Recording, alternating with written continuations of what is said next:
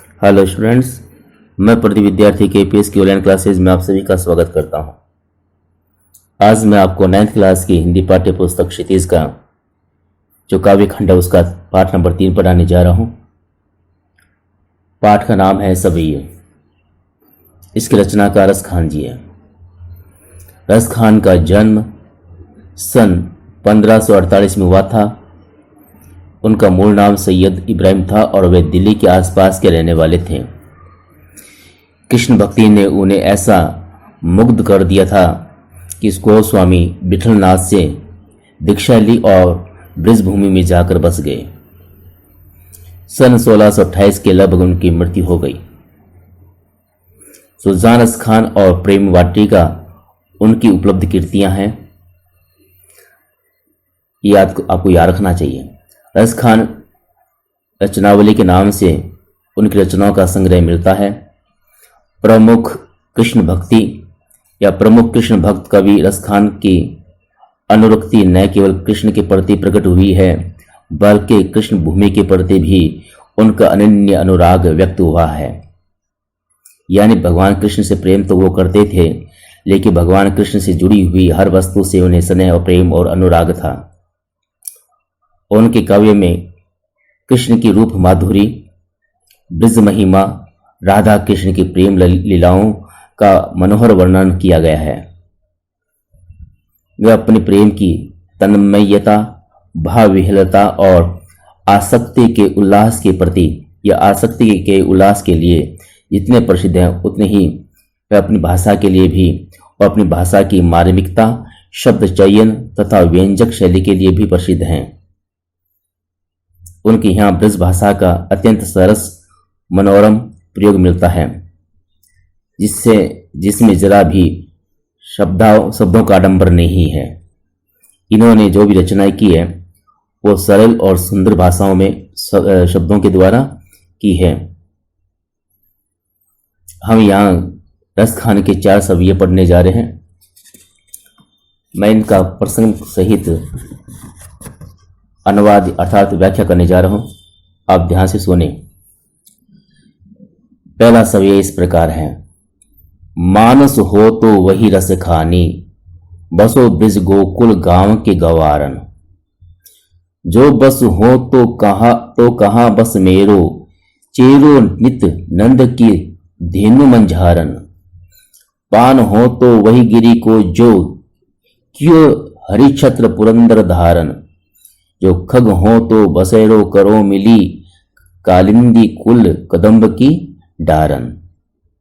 ये पहली सवैया है जिसका प्रसंग और अनुवाद इस प्रकार या व्याख्या इस प्रकार है। प्रस्तुत सवैया हमारी पाठ्य पुस्तक क्षितिज भाग 1 से संकलित है। इस सवैया के रचयिता सैयद इब्राहिम रस खान है। इस सवैया में कवि ने कृष्ण के प्रति अपने समर्पण भाव को व्यक्त किया है। वे कृष्ण के सामीप्य के लिए ब्रजभूमि का अंग बनना चाहते हैं। युवा प्रसंग व्याख्या इस प्रकार करेंगे। रस खान कहते हैं कि यदि मेरा जन्म मनुष्य रूप में हो तो केवल ब्रज में या ब्रज के गोकुल गांव में निवास करने वाले ग्वाले के रूप में हो। यहां पर लिखा हुआ भी है, मानस हो तो वही रस खानी, बसो ब्रज गोकुल गांव के गवारन। इस पंक्ति का मतलब है, अगर मेरा मनुष्य जन्म हो तो मैं गोकुल गांव में उन ग्वालों के बीच में जन्म लेना चाहता हूं, ग्वाला बनकर जन्म लेना चाहता हूं जहां भगवान कृष्ण निवास करते थे, जिससे मैं कृष्ण के संग समय व्यतीत करूं। यह उनकी भावना है। यदि पशु में मेरा जन्म हो तो नंद की गाय के बीच जाकर चरूं, क्योंकि उन्हें चराने वाले भगवान कृष्ण हैं। जो बस हो तो कहाँ बस मेरो, चेरो नित नंद की धेनु मंझारन। यहां लिखा हुआ है, देखो आप पंक्तियां मिलाते जाइए। यदि किसी पत्थर के रूप में मेरा जन्म हो या मैं किसी पत्थर का रूप धारण करूं तो उसी गोवर्धन पर्वत का अंग बनूं जिसे भगवान कृष्ण ने इंद्र के क्रोध से बचाने के लिए अपनी अंगुली पर उठा लिया था। पावन हो तो वही गिरी को, जो कि यो हरिछत्र पुरंदर धारण। यदि पक्षी बनूं तो मेरा निवास यमुना के किनारे स्थित कदम के वृक्ष की डाली में हो, क्योंकि श्री कृष्ण इसी कदम के वृक्ष के नीचे खड़े होकर या बैठकर बांसुरी बजाते थे। इस प्रकार रसखान ब्रजभूमि में से अपना ऐसा संबंध स्थापित करना चाहते हैं जो कृष्ण से संबंधित हैं, और इस प्रकार वे अपनी भक्ति को व्यक्त कर रहे हैं कि जहां कृष्ण ने जन्म लिया मैं वहां जन्म लेना चाहता हूं। गोकुल गांव में मैं ग्वालों के बीच में ग्वाला बनकर जन्म लेना चाहता हूं। अगर मैं पत्थर बनूं तो उस पर्वत का बनूं जिसे भगवान कृष्ण ने अपनी अंगुली पर धारण किया था, और अगर मैं पक्षी बनूं तो उस पेड़ पर मेरा जन्म हो जिस पेड़ के नीचे खड़े होकर भगवान कृष्ण बांसुरी बजाया करते थे। इस प्रकार इस सवय के माध्यम से कवि ने अपना अनुराग और अनन्य भक्ति व्यक्त की है। दूसरी सविया देखिए। या लकुटी अरु कमरिया पर राज तिहु पुर को तजी डारो, आठों सिद्धि नव निधि के सुख नंद की गाय चरान बिसारो। रस खान कबो इन आखिन सो, रस खान कबो इन आखिन सो, ब्रज के बन बाग तड़ाग निहारो। कोटिक हकल धोतक के धाम के करिल कुंजन ऊपर वारो। इस सव्य का प्रसंग इस प्रकार है। प्रस्तुत सव्य हमारी पाठ्य पुस्तक क्षितिज भाग 1 से संकलित है। इसके रचनाकार रसखान जी हैं।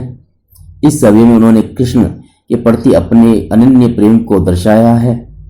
वह ब्रजभूमि का अंग बनकर कृष्ण का सानिध्य प्राप्त करना चाहते हैं, और उनके लिए वे सारे ऐश्वर्य वैभव त्याग देना चाहते हैं।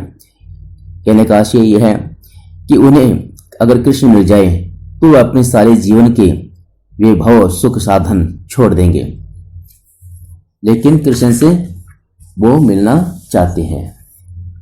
व्याख्या इस प्रकार है। रसखान कहते हैं कि कृष्ण की लाठी और कंबल के लिए वह तीनों लोकों का राज्य त्यागने को सहर्ष तैयार है। 8 सिद्धियों तथा 9 रिद्धियों का सुख भी मैं नंद की गाय चराने के लिए तज सकता हूं। रसखान कहते हैं कि हृदय इस उत्कंठा से भरा हुआ है कि कब अपनी इन आंखों से ब्रजभूमि के वन जंगल बाग तालाब देखने को प्राप्त होंगे। मैं ब्रज की लताओं से लदी कांटेदार झाड़ियों के ऊपर करोड़ों सोने चांदी के महल नौछावर कर सकता हूं। ये सभी त्याग कर मैं ब्रजभूमि के अंदर निवास करना चाहता हूं। मैं निवास करने के लिए तैयार हूं। इसी सभी में भी कृष्ण के प्रति रसखान का अनुराग या अनन्य भक्ति व्यक्त हुई है। सविया नंबर 3 देखिए। सविया नंबर 3 देखिए, शुरू करते हैं। मोर पखा सिर ऊपर राख्यो हूं, गूंज की माल गरे पहिरोगी। ओडी पितंबर ले लगूटी बन गोधन ग्वारिन संग फिरूंगी। भावतो वही मेरो रस खानी सो तेरे कहे सब स्वांगर करूंगी। या मुरली मुरलीधर की अधरन धरी अधरा नभ धरोगी। इसका प्रसंग इस प्रकार है। प्रस्तुत सविया हमारी पाठ्य पुस्तक क्षितिज भाग 1 से संकलित है।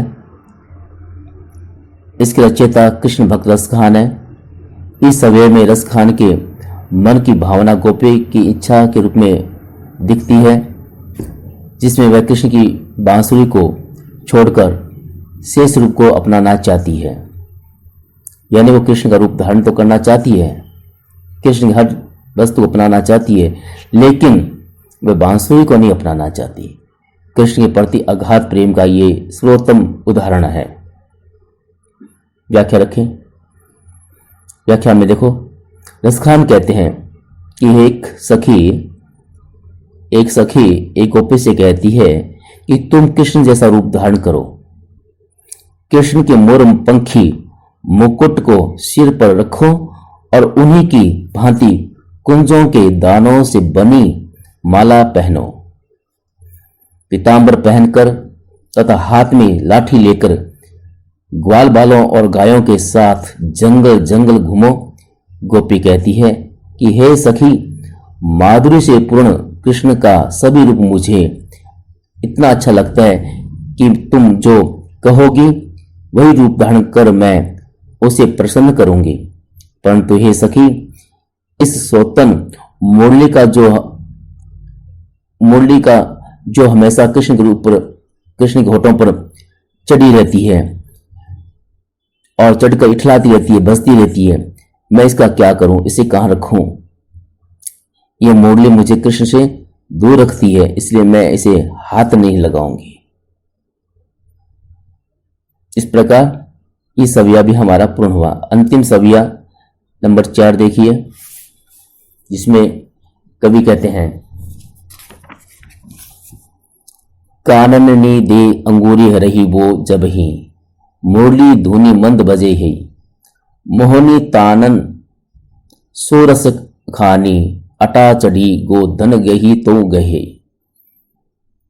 तेरी कहो सिगरी ब्रिज लोगिनी, काल ही कहू कितनो समुझे ही, माई रे वा मुख की मुस्कानी समारी, न जहे न जहे न जहे न जहे। इस सव्य का प्रश्न इस प्रकार लिखेंगे,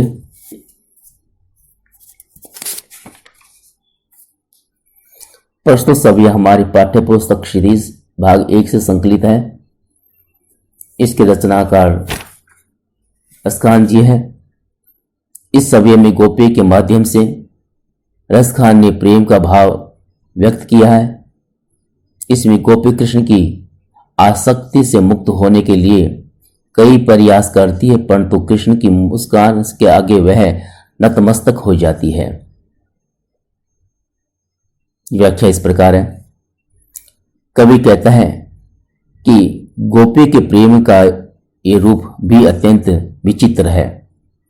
वह कहती है कि जब कृष्ण मुरली की मंद मंद धुन बजाता है या बजाना प्रारंभ करेगा तो वह अपने कानों में अंगुली डालकर रखेगी। यानी वह कृष्ण को जब बांसुरी बजाते हुए देखेगी तो वह उनकी बांसुरी की धुन नहीं सुनेगी, वह उसकी मुरली की तान की ओर ध्यान भी नहीं देगी। यानी कृष्ण जब मुरली बजाएंगे तो गोपी कृष्ण की मुरली की तरफ ध्यान भी नहीं देगी और उसकी धुन भी नहीं सुनेगी। फिर चाहे मुरलीधर कृष्ण अपनी अटारी पर चढ़कर गोधन नामक लोकगीत की धुन बजाए तो भी मैं उस पर ध्यान नहीं दूंगी, मुझ पर उसका कोई असर नहीं पड़ेगा। फिर भी हे गोकुलवासियों, मैं पुकार पुकार कर यह कह रही हूं कि यदि कृष्ण की मोहनी तान मेरे कानों में पड़ गई तो सारे ब्रज के लोग कल मुझे चाहे कितने ही ताने दे, मैं उनके पास या उसके पास खींची चली जाऊंगी, क्योंकि हे माता, उस कृष्ण की मोहनी मुख की मोहनी मुस्कान से मैं अपने हृदय को किसी भांति संभाल नहीं पाऊंगी। अतः हे माता, मुझे दोष न देना, क्योंकि मेरा हृदय कृष्ण की मुरली की मोहनी तान के अधीन है। इस प्रकार आज के पाठ हमारा समाप्त हुआ। आप इस सव्य के समस्त अर्थ को याद करने के उद्देश्य से सुने, और जब भी आपको ऐसा लगे, आप जब स्वयं पढ़ने बैठें और इन सव्यों का अर्थ करें तो इस वीडियो में बोले गए अनुवाद को और व्याख्या को सुनकर आप अध्ययन कर सकते हैं। धन्यवाद।